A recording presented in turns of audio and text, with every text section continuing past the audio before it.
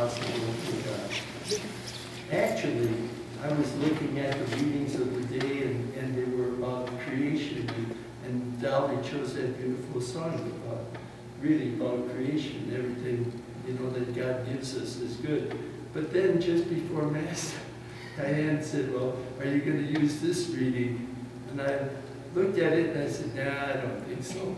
And then I looked at it again. Well, it's one of my favorite scriptural readings, is the reading from St. Raphael, the book of Tobit, who's a real favorite in my life now. And, you know, and then he really says, what's the most important thing that you have to give God is praise and thanksgiving for everything that he's given you. I mean, that's what he said to Tobit, the father, and Tobias, Tobias the father and Tobit the son, you know, when God had blessed their lives. Just give praise. This is the alms God is looking for.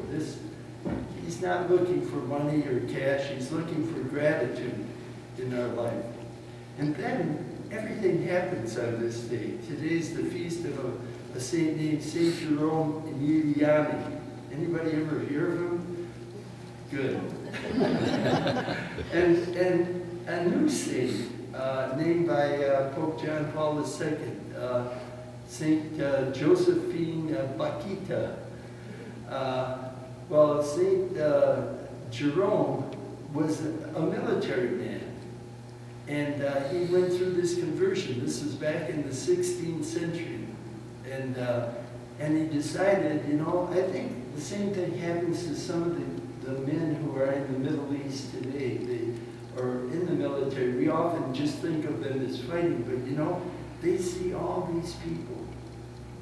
They see all these children neglected. They see so many orphans, the victims of war who have lost their families. And it touches their heart. Well, that's what happened to St. Jerome. He ends up becoming a man, a soldier, but he becomes a man who gathers some men around him and founds this little order to take care of orphans. I mean, nothing is impossible for God, whatever's going on. And then this St. Josephine Bakhita, and I looked in the order and it says, Bakhita means the lucky one. They called her the lucky one. Well, she lived in the 19th century. She was from the Sudan.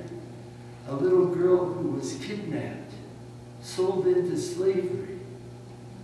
Imagine that. And then sold to an Italian consul, and he took her back to Italy, put her in a religious convent.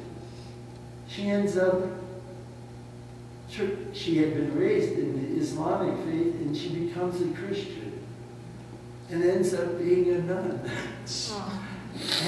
And I mean, you know, like some dramatic role? No, she's a cook, a seamstress, she's a teacher, and the children loved her because of probably the way she spoke and musical tone she had in her voice.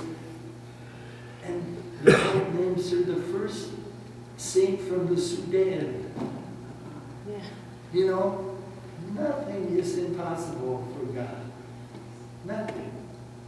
You know, sometimes we don't think we are, you know, what do I have to give to God? He's always just looking for that gratitude for who we are, that service. And so I really think, you know, maybe today as you go through your day, just to think of this young girl who actually lived to be in her 70s when she died, Josephine. Just to say, you know, I mean, if a person like that, raised in poverty, raised in a faith, a belief, a trust in God, which is so different in many ways than ours, our practices, I should say, and then that she becomes a saint. I mean, why can't God do that for you or me? He can. He can. Our chances are even better because we've known him all our lives. But all he asks of us is what the angel said to Tobit and his dad Tobias. Just always be grateful for who you are, what you have, and the opportunity God gives you to give yourself.